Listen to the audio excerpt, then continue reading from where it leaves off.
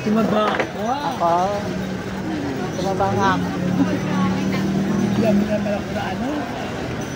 Ano yun? Sa ano? Sa akin doon, ano yun? Ano yan? Fruit shake. Oh, fruit shake. Ano ba yun ka pinanganak? 1995. 1995. 85? 95. 95. Kulang kayo, ma'am? Ano, ready ka na ba? Pahinga ka muna. Ha? Pahinga ka muna. Sige na, okay. Kanina pa rin ako saan ka galing?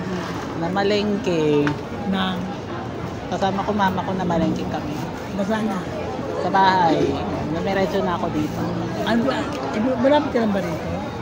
Ano lang, 30 minutes. Nag-LRT lang ako eh, kaya ang bilis ko. 15 minutes wala lang. magandang tao masyado.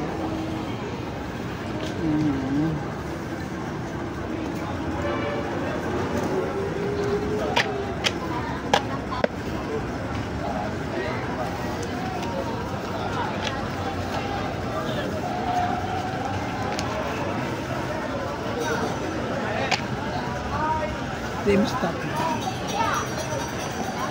Wala nang pasok. Ano, day off ko ngayon. Day off ko, saka bukas.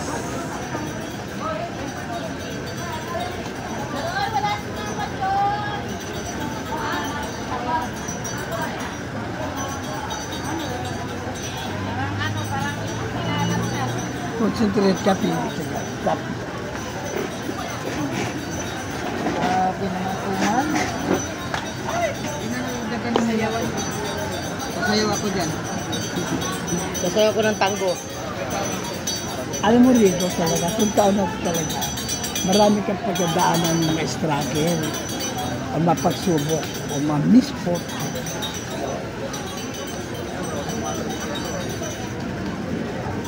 Pero dito, talaga may isang mabigat ang pagdadaanan ka siguro sa trabaho na. Trabaho.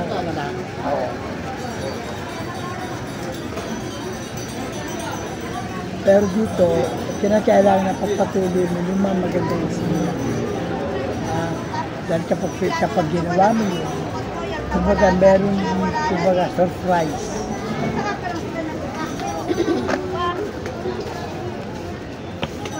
Nora, ito bago kong tarot ko. Pag mayaman.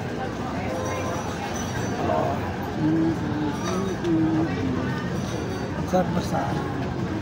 Alam mo rito, sa pangarap ko sa buhay, may 2 beses kang makakaranas ng kabiguan.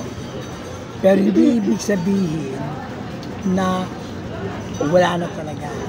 Hindi, walang gano'n.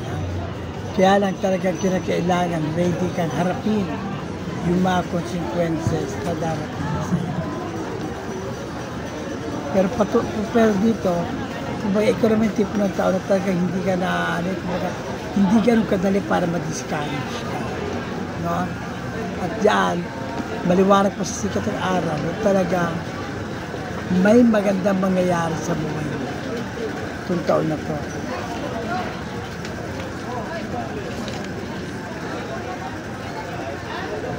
Dito para may nakikita ako kung ano yung nawala, babalik sa'yo ng higit pa. Kaya talaga may mga mabibigat na pagsubok na pinagdaanan sa buhay. No?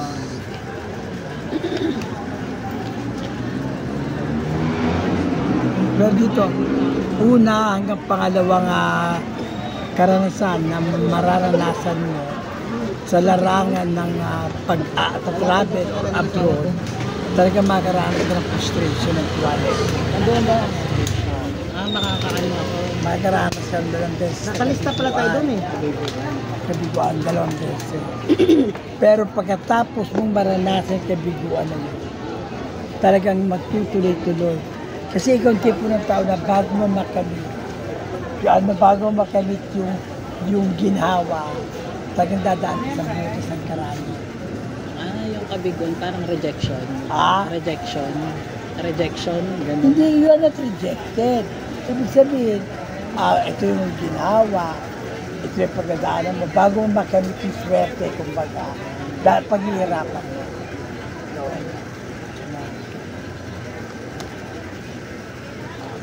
Kasi madali ka madismaya, yung medyo nagkaroon ng correction sa documents mo doon sa ina-applyan. No? Madismaya ka. Pero sabi rito, there's no harm in trying to other company. Yun. Pero kahit trabaho lang dito, talagang, kumbaga ibig sabihin, talagang ma-accomplish mo yung mga bagay na ninanais mo. Kasi nasa nasa stage ka ngayon ng pagsubok. Kumbaga parang sinusubok ka kung hanggang saan ka. Yun. Mabait ka naman tao, kaya lang, siyempre ka paano. Meron ka pa talaga pagdadaanan. Siguro dala na rin yan ang bagyo. Pero sa nakikita ko, may isang maganda opportunities na darating sa'yo. Isang maganda opportunity na sa dinami-dami ng mga opportunities, may maganda opportunity na darating sa'yo. Kaya lang para may ma-struggle ko. Hanggang ngayon ba meron? Kasi nag-apply ako nung 2 weeks ago ata yun. Tapos na-reject yung documents ko sa PSA kasi nga late registered ako. Ito Taiwan, nag-apply ako doon. Sa Makati pumunta ako. Hindi ako, pinauwi na ako ng agency, bagsak ako doon sa screen. Kasi ngayon late registered ko. 25 years na. Kailangan 21 years old ka pa rin mag-late registered. Kaya hindi ako natanggap. Ibig sabihin, kalooban ng Diyos yun. Ganun. Kaya lang dito talagang meron pa rin naman magagandang opportunities ang darating sa iyo. So, pero tandaan mo, kumbaga, hindi ka naman totally, kumbaga, rejected. Kumbaga, siyempre, sumusunod lang sila sa policy, di ba? So, masyadong parang hindi ramdam mo. Parang nalungkot nga ako. Parang feeling, tapos you feel like you're frustrated. Parang wala na daw chance, sabi niya. Sila? Doon sa inaplayan kong lugar, wala na daw pag-asa. Grabe naman, hindi ka binigyan ng konti pag-asa. Wala, batas na daw kasi doon yun. Ayun naman pala, at least alam mo and you have learned from this experience, di ba? Sa karanasan niyan, meron kong natutunan. Pero sa nakikita ko, maganda pa rin ang magiging kakalabasan ng ng kapalaran mo. Kuyari doon, sa ibang bansa ka mag-apply, sa ibang agency yan. Patry ko bukas. Kinakailangan dito, try until you succeed. Yeah. Meron kasi mga nami-scam, mga gano'n, yung mga scammer na scam sa mga agency na. Oo, pero wag ka mag-apply na yung manghihingi ng pera, ganyan. Wag ka mag-apply sa ganyan. Kaya ka nag-apply, kailangan mo ng pera, magkatrabaho. Pero kapag ganun na, may mali na. Pero kapag tuturuan kita, kapag nag-apply ka, kailangan i-double check mo sa POEA kung meron pa silang job order. Kailangan itong agency na to. Diba, alam mo agency na yan. I-check mo sa POEA kung talagang may job order. Pag may job order, legit yun. Pero pag kukunin mo pangalan ng kumpanya, at POEA license, sa kapos naman yun. Ganun.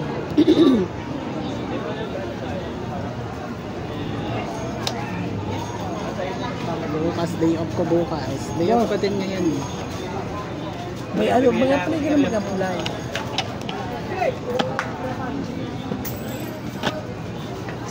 Kasi nga magte-30 na ako sa kaya parang Alam mo kasi minsan, may mga bansa naman na no age limit. Tsaka ano, parang nalilitan ako sa sahod ko. Parang ano na, ano Diba? na ako. Parang System, nagsasawa wala, na ako.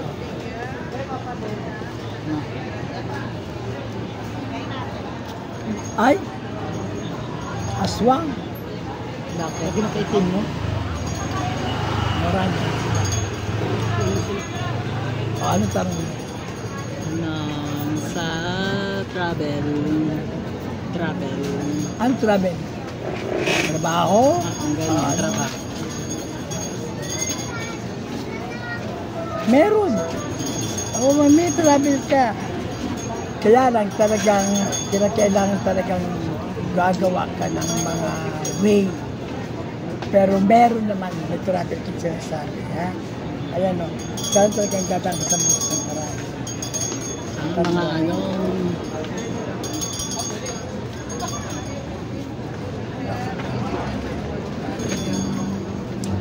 sa ano, financial.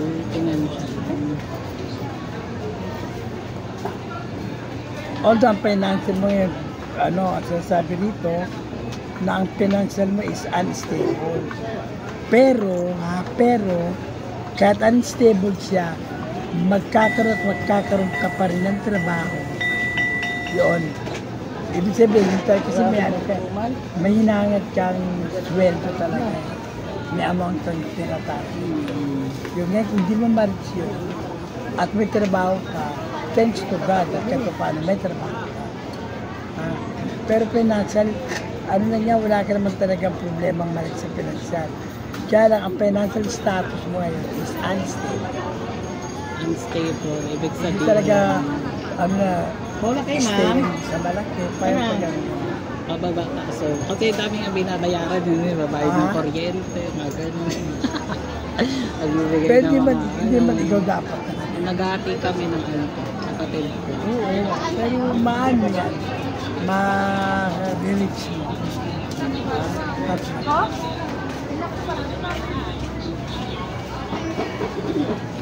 Kormak! Agiting man sa rayaw, kusidin. Tanong. Sa yung opportunity sa 2025. You have so many opportunities next year. But ngayon, i-work out mo na. Ngayon pa lang ha. May mga opportunity ka talaga. Maniwala sa ka. Kailangan i-push mo yan. Katoliko ka naman, di ba? Magdubina ka kay San Pancracio. Bili kang prayer book din sa may harap ng Dunkin Donut. Prayer book kami sa San Pancracio. Tapos, simula mamayang gabi, basahin mo. Pabendisyonan mo sa simbahan. Tapos basahin mo simula mamayang gabi. Ha? Hindi pa. Sino? Ganon. Ano lang, kumbaga, kinakailangan ng kumbaga, yun makakatulong sa iyo. Yung San Pancracio na prayer. Pero kinakailangan bago mo gamitin, pabendisyon. At 9 na araw simula ngayon.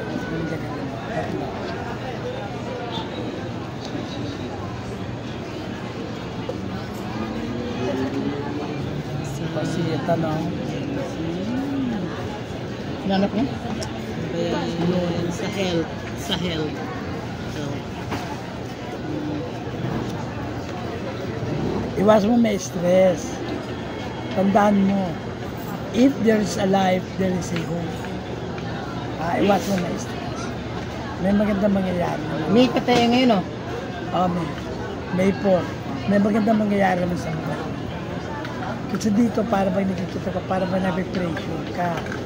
Pero kailangan, mag-alis ka, mag-alis ka, o magkaroon ka ng trabaho na may malaking sweldo, doon na-stress ka. Pero dito sinasabi na hindi ka dapat may stress dahil magkakamit mo naman yung lahat ng 3 last. Ano pala ako ngayon, bad luck ako sa work. Oo, bad luck ka. Pero parang okay naman na yun. Eh di dapat wala ka rito ngayon. Ah, Hindi may bad year mo ngayon, pero hindi naman buong 2025 bad year. Hindi. May mga biglaang misfortune. may Yung changes. misfortune, may kabigatan na pagsubok. Okay, tanong. Ay, anong gusto ito? Wish o last question? Wish na lang. Okay, sa isip lang.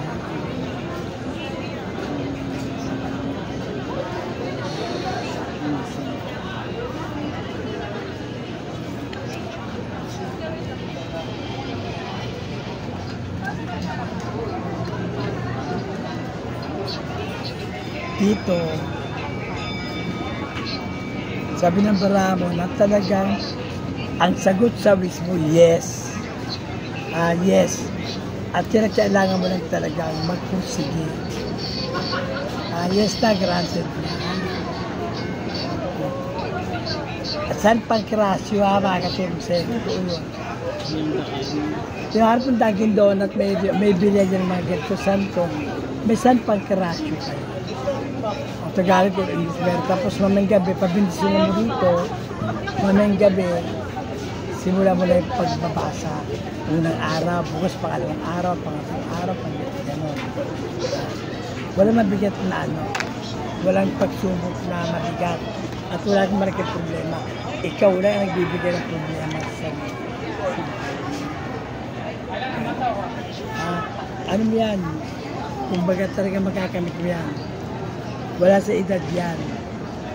Diba? Mali mo, may ibang plano sa'yo. Kaya hindi ako doon na Oo. May mga. try ko mga sa iba. Sa iba kayo. Ito naman sa iba. Kasi tayo, tayo kasi ang bawat pangyayaring nararanasan natin sa buhay natin ay may plano ang Diyos sa atin. Maniwala sa Diyos, may plano ang Diyos. May magandang plano para sa ating buhay. Huwag tayo manungkot. Kasi ang Diyos may niling tayo. Sabi ng Diyos, yes, wait, no. Ako, dati wala akong trabaho. Pagka-graduate ko ng college, 1990, ang ginawa ko, nag-aaral ulit ako. Tapos nag-aaral ulit ako. Tapos nung huling ano ko, yung kay San Pancracio. Sa bahay lang ako nagbabasa. Nagdilibina, tapos nang nabasa ko talagang kasama dami. Talagang ang ganda-ganda nangyari sa akin. Nagkaroon ko ng opisina sa Tondo, nagkaroon ako ng ano dito, nagkapagtrabaho ko sa ito. Totoo pala, kaya yun ang mga nire-recommend ko sa mga tao, sa mga client ko na may sistema katulad nararanasan. Kaya nga, yun nga, nagtatry nga ako mag-apply para mag-resign na ako ulit kasi ng sahod ko dun. Mababa yung sinasahod ko doon, kaya nag-apply ako sa ibang ano. Apply ka, walang masama. Basta kung hindi kalimutan, San Pancracio, Medina or prayer book. Babasahin lang. Oh, pero mabindisyan mo sa ano. Mabindisyan mo yun. Mamayang gabi babasahin mo. Simula yung first page hanggang unang araw, matapos yun. Ganun. Bibili ba ako ng ano, ng juice? Sabi mo, Oo juice. naman. Bilang. Kaya bayaran ko muna. Okay. San Pancracio, maganda yun. Naniwala ka sa akin. Inaral ko ang talambuhay. Magkano yung card ko? Yung tarot ko rin, bagong dating na yun. Ikaw ko rin ginamit. Nag-iipon ka ng tarot? Marami akong tarot. Kasi may taong gusto yung tarot card, luma, may taong gusto bago. Mga ganun. Sa akin kahit ano naman, okay lang. Ako kasi parang special case, special yung tarot card na ginamit. Halika, sir! Ganun. Bili muna. Ay, bili ako ng ano kaya. Bibili kang prayer book ha. Sige po.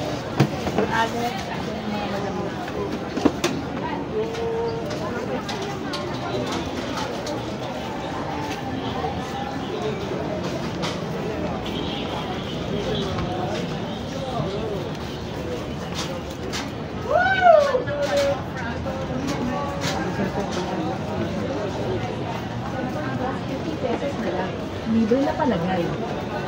Tempered glass, 50 pesos na lang. Libre na palagay. Tempered glass, 50 pesos na lang. Libre na palagay.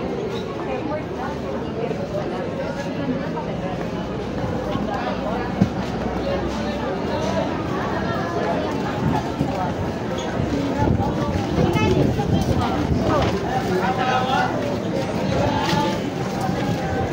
Halina! At sobrang legendary naman talaga na produce stand na ito. Dahil napag-alaman ko na may 30 years na pala silang nagtitinda dito sa Quiapo at inaanan na lang ni Aling Nene ang prutasan na ito sa kanyang nanay na si Lola Esther. At ito nga nakikita natin na katuwang na niya ngayon ay ang kanyang anak na si Ate Patty. O diba ang tindi? Third generation na. Guys, kasama natin si Aling Patty. Yan, si Ate Patty. Yan, tatanungin ko lang, ma'am, bakit po kaya madaming bumibili dito sa dragon fruit po ni Ma'am Aileen? Mura chocolate nga po. Kasi talagang natural talaga, walang powder. Talagang 100% dragon fruit ang kanilang ilalagay.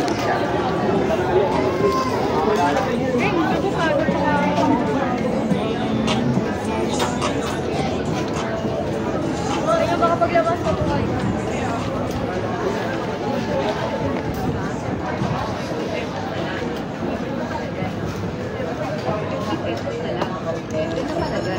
Tempered glass, 50 pesos na lang. Libre na palagay. Tempered glass, 50 pesos na lang.